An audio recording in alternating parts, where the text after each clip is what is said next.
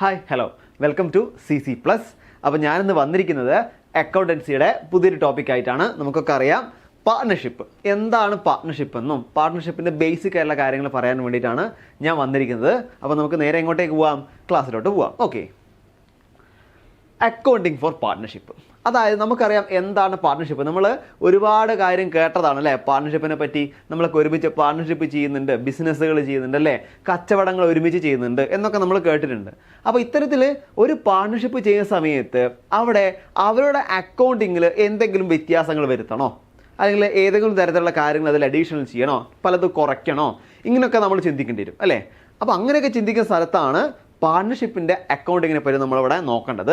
So നമുക്ക് എങ്ങോട്ട് പോകാം, എങ്ങനെയാണ് അവരുടെ അക്കൗണ്ടിങ് കാര്യങ്ങളിൽ നമുക്ക് നോക്കാം. ഇന്ന് നമ്മൾ പഠിക്കുന്നത് അത്തരത്തിലുള്ള ബേസിക് ആയിട്ടുള്ള കാര്യങ്ങളാണ്. ഓക്കെ, നമുക്ക് നേരെ എങ്ങോട്ടേക്ക് പോകാം, സ്ലൈഡിലോട്ട് പോകാം. അപ്പോൾ നമ്മൾ അക്കൗണ്ടിങ് ഫോർ പാർട്ട്ണർഷിപ്പാണ് നമ്മൾ ഇന്ന് എടുക്കാൻ പോകുന്നത്. ഓക്കെ, ആദ്യത്തത് പാർട്ട്ണർഷിപ്പിനെ പറ്റി പറയുമ്പോൾ നമ്മൾ മനസ്സിലാക്കേണ്ട ഒരു കാര്യമാണ് എന്ത്, പാർട്ട്ണർഷിപ്പിൻ്റെ ആക്ട് അല്ലേ.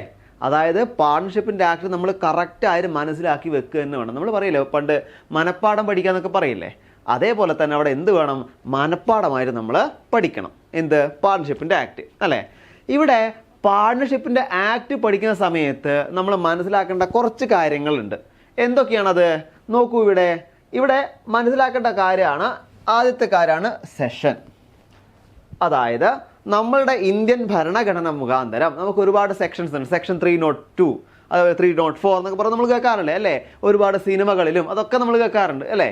അയ്യപ്പനും കോശി എന്നുള്ള സിനിമയിൽ തന്നെ നമ്മൾ ഡയലോഗ് കേട്ടിട്ടുണ്ട് അല്ലേ.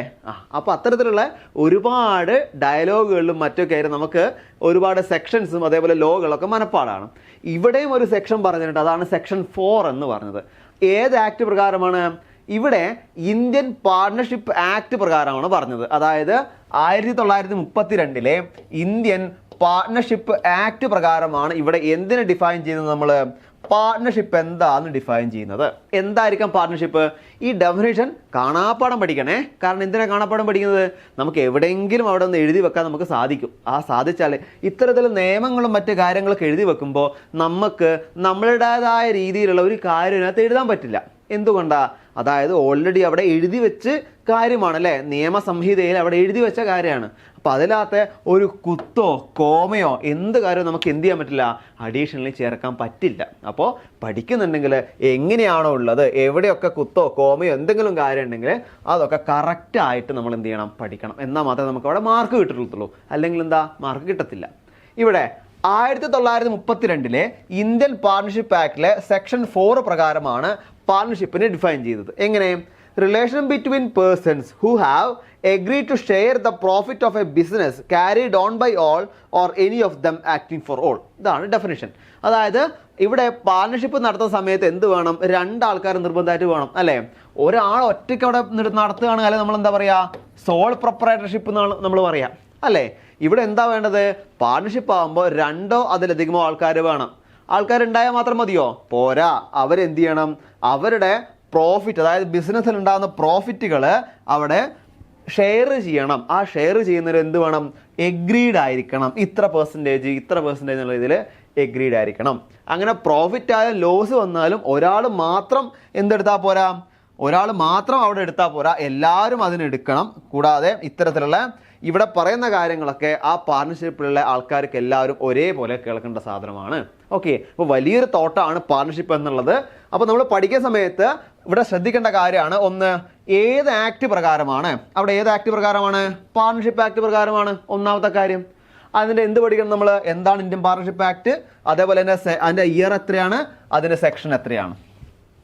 പിന്നെ പഠിക്കേണ്ടത് എന്താ, ഇവിടെ എന്താണ് അതിന് ഡെഫിനേഷൻ കൊടുത്തിരിക്കുന്നത്, ആ ഡെഫിനേഷൻ കറക്റ്റായിട്ട് ഒന്നുപോലും വിട്ടുപോവാതെ, അതാണ് വീണ്ടും പറയുന്നത്, ഒന്നുപോലും വിട്ടുപോവാതെ നമ്മൾ എന്ത് ചെയ്യണം, കറക്റ്റായിട്ട് പഠിക്കണം. ഓക്കെ, അപ്പോൾ നമ്മൾ എന്ത് പഠിച്ചു, ഇവിടെ പാർട്ട്ണർഷിപ്പ് എന്താണെന്നുള്ളത് ഡെഫിനേഷൻ മുഖാന്തരം പഠിച്ചു. ഇനി എന്ത് ചെയ്യരുത്, നമ്മളോട് മറന്നു പോകരുത്. Okay, clear. ഇനി ഈ പാർട്ട്ണർഷിപ്പിൻ്റെ അകത്തേക്ക് പോയി കഴിഞ്ഞാൽ പ്രധാനപ്പെട്ട കുറച്ച് കാര്യങ്ങളുണ്ട്. എന്തൊക്കെയാണ്? ഒന്നാമതാണ് 2 or more person.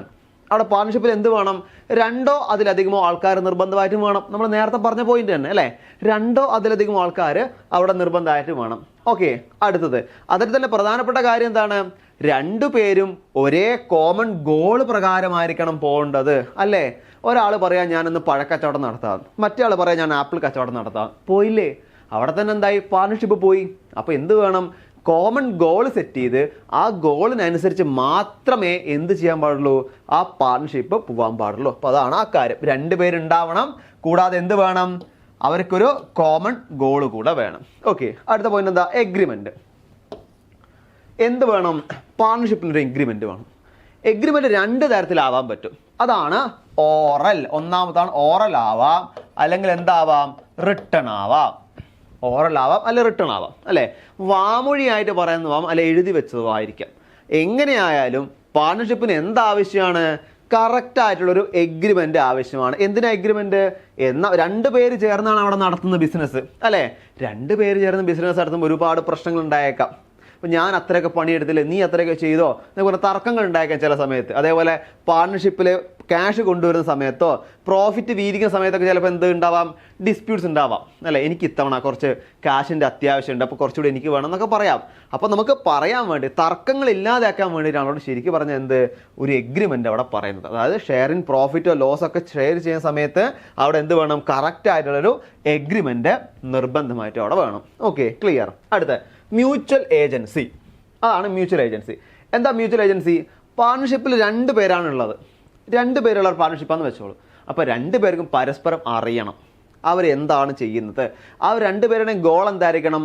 നമുക്ക് എന്താണോ ലക്ഷ്യം അത് നേടുക എന്നത് മാത്രമായിരിക്കണം. അല്ലാതെ ഒരാൾ വടക്കോട്ട് പോകും മറ്റൊരാൾ തെക്കോട്ട് പോയി കഴിഞ്ഞാൽ അവിടെ എന്തായി? ഒന്നാകെ പാർട്ണർഷിപ്പ് പോയി. അത് പാടില്ല. കറക്റ്റായിട്ട് എന്ത് വേണം? എന്താണോ ഗോള്, ആ ഗോൾ അച്ചീവ് ചെയ്യാൻ വേണ്ടി പുതിയ ഇനീഷ്യേറ്റീവ് എന്തൊക്കെ എടുക്കാൻ പറ്റും, അല്ലെ പുതിയ ഇന്നോവേഷൻസ് എന്തൊക്കെ നമുക്ക് ചെയ്യാൻ പറ്റും, ഇതൊക്കെ അവിടെ ചിന്തിച്ചുകൊണ്ട് ഇവർ രണ്ടാളും തമ്മിലൊരു മ്യൂച്വൽ ഏജൻസി ഉണ്ടായിരിക്കണം. ഓക്കെ, അടുത്ത ഷെയറിങ് പ്രോഫിറ്റ്. എന്താ പറയുന്നത്? അവിടെ പ്രോഫിറ്റ് ഷെയർ ചെയ്യണം അല്ലേ? അവിടെ അവർക്ക് പ്രോഫിറ്റ് ഉണ്ടാവും. ആ പ്രോഫിറ്റ് എന്ത് വേണം? കറക്റ്റായിട്ടും ഷെയർ ചെയ്യണം. അവിടെ പ്രോഫിറ്റ് നമ്മൾ എന്ത് ചെയ്യണം? കറക്റ്റായിട്ടും, അതായത് പ്രോഫിറ്റ് മാത്രമല്ല ലോസ് ഉണ്ടെങ്കിൽ അതും നമ്മൾ എന്ത് ചെയ്യണം? ഷെയർ ചെയ്യണം. നമുക്ക് പറയാമല്ലോ, കാരണം മ്യൂച്വൽ ഏജൻസിയോട് നടക്കുന്ന കാര്യമാണ്. അപ്പോൾ പ്രോഫിറ്റ് ആയിക്കോട്ടെ ലോസ് ആയിക്കോട്ടെ എന്തായാലും അത് എന്ത് ചെയ്യണം? കറക്റ്റായിട്ട് നമ്മളവിടെ എന്ത് ചെയ്യണം? അവിടെ ഷെയർ ചെയ്യണം. ഓക്കെ, അടുത്ത പ്രധാനപ്പെട്ട ഒരു പോയിന്റ് ആണ് പാർട്ണർഷിപ്പ് ഡീഡ്. എന്താ പാർട്ണർഷിപ്പ് ഡീഡ് എന്ന് വെച്ചാൽ, നമ്മൾ നേരത്തെ ഒരു കാര്യം പറഞ്ഞു അല്ലേ? എഗ്രിമെന്റിന്റെ കാര്യം അല്ലേ? എന്താ നമ്മൾ എഗ്രിമെന്റ് പറഞ്ഞത്? അതായത് അവിടെ പാർട്ണർഷിപ്പ് നടക്കുന്ന സമയത്ത് ഒരു എഗ്രിമെന്റ് ആവശ്യമാണ്, നിർബന്ധമാണ്. അപ്പോൾ അത്തരത്തിൽ ആ പാർട്ണർഷിപ്പിന്റെ എഗ്രിമെന്റിനെയാണ് നമ്മൾ എന്ത് പറയുക? പാർട്ണർഷിപ്പ് ഡീഡ് എന്ന് പറയാം. പാർട്ണർഷിപ്പിന്റെ എഗ്രിമെന്റിനെയാണ് നമ്മൾ പാർട്ണർഷിപ്പ് ഡീഡ് എന്ന് പറയാം. അതെങ്ങനെയാവാം? ഒന്നുകിൽ ഓറൽ ആവാം, അല്ലെങ്കിൽ റിട്ടേൺ ആവാം. ഓറൽ ആവാം, റിട്ടേൺ ആവാം, രണ്ടും ആവാം. പക്ഷേ നമുക്ക് ഏറ്റവും നല്ലത് ഏതാണ്? റിട്ടേൺ ആണ് അല്ലേ? റിട്ടേൺ ആകുമ്പോൾ എന്താ? റിട്ടേൺ ആകുമ്പോൾ അത് അവിടെ നിന്നോളും, നമുക്ക് എപ്പോഴും എടുത്തു നോക്കാം സംശയങ്ങളൊക്കെ ഉണ്ടെങ്കിൽ. മറിച്ച് ഓറലായിട്ട് നമ്മൾ പറയുകയാണെങ്കിൽ എന്തുണ്ടാവും? കുറച്ചു നേരം കഴിഞ്ഞാൽ ഞാനത് പറഞ്ഞില്ല എന്ന് പറഞ്ഞാൽ പോയില്ലേ അല്ലേ?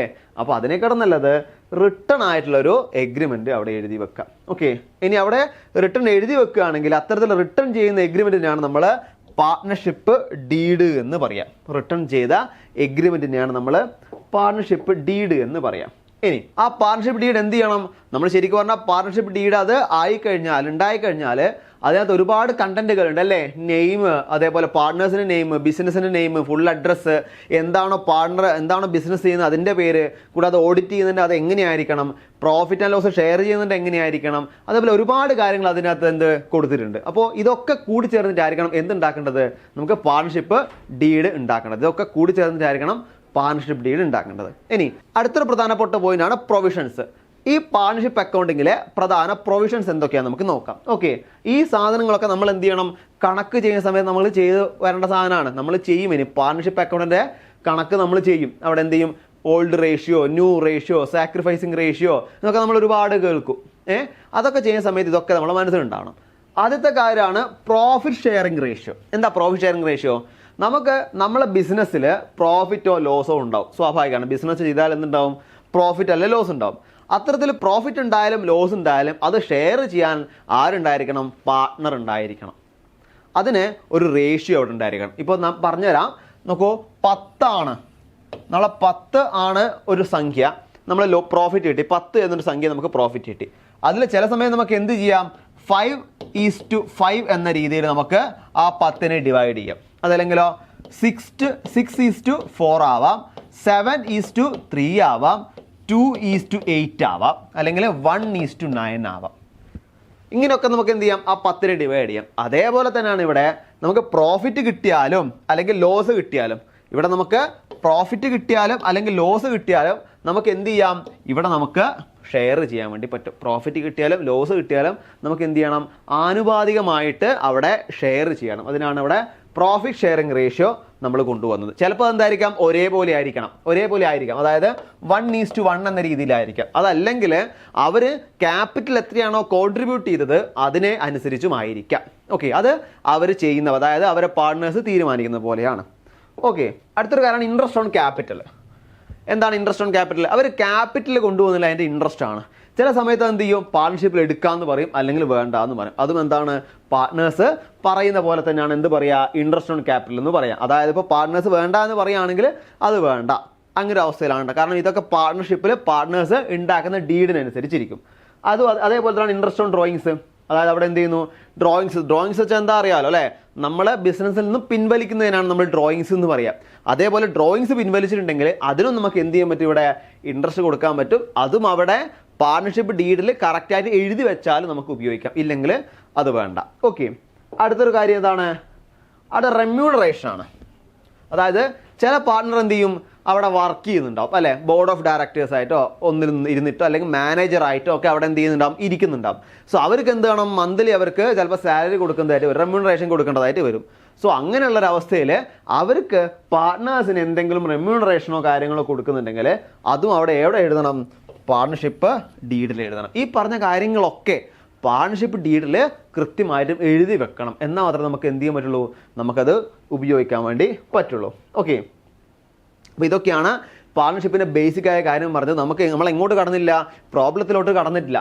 പ്രോബ്ലം നമുക്ക് ചെയ്യാണ്ട് അല്ലേ, അവിടെ നിങ്ങളൊക്കെ ചെയ്തിട്ടുണ്ടാവും. എങ്ങനെ ചെയ്തിട്ടുണ്ട്, നമ്മളൊരു സാക്രിഫൈസിങ് റേഷ്യോ, അതേപോലെ ന്യൂ പ്രോഫിറ്റ് ഷെയറിംഗ് റേഷ്യോ, അതേപോലെ തന്നെ ഏതൊക്കെ ഗെയിനിങ് റേഷ്യോ, അതൊക്കെ അല്ലേ, അതൊക്കെ വെച്ച് നമുക്ക് എന്ത് ചെയ്യാം, പ്രോബ്ലം ചെയ്യണം. അംശസംഖ്യയും ഭിന്നസംഖ്യയൊക്കെ വെച്ച് പ്രോബ്ലം ചെയ്യാനുണ്ട്. അപ്പോൾ അത്തരത്തിൽ പ്രോബ്ലത്തിൽ എത്തുമ്പോൾ കൂടുതൽ രസകരമാണ് പാർട്ട്ണർഷിപ്പ്. അപ്പോൾ നിങ്ങൾ മടിച്ചു നിൽക്കേണ്ട, അക്കൗണ്ടൻസിക്ക് ഇവിടെ ഒരു ട്യൂഷൻ ഉണ്ട്, അതേപോലെ ലൈവ് ക്ലാസ്സുകളുണ്ട്. നിങ്ങൾക്ക് അതിൽ ജോയിൻ ചെയ്യാൻ വേണ്ടിയിട്ട് ഇവിടെ നമുക്ക് ബോർഡ് നമ്പറിൽ നിങ്ങൾക്ക് കോൺടാക്ട് ചെയ്യാം. അപ്പോൾ +2 നമുക്ക് ഒരുമിച്ച് പഠിക്കാം, എന്നിട്ട് നല്ലൊരു റിസൾട്ടിലേക്ക് നമുക്ക് എത്തിച്ചേരാം. ഓക്കെ, ഇതൊക്കെയാണ് നമുക്ക് ഇന്നത്തെ കാര്യത്തിൽ പറയാനുള്ളത്. ഇനി പാർട്ട്ണർഷിപ്പിൻ്റെ കണക്കുകളുമായിട്ട് ഞാൻ അടുത്ത ക്ലാസ്സിൽ വരും. അപ്പോൾ അതുവരെ ബൈ.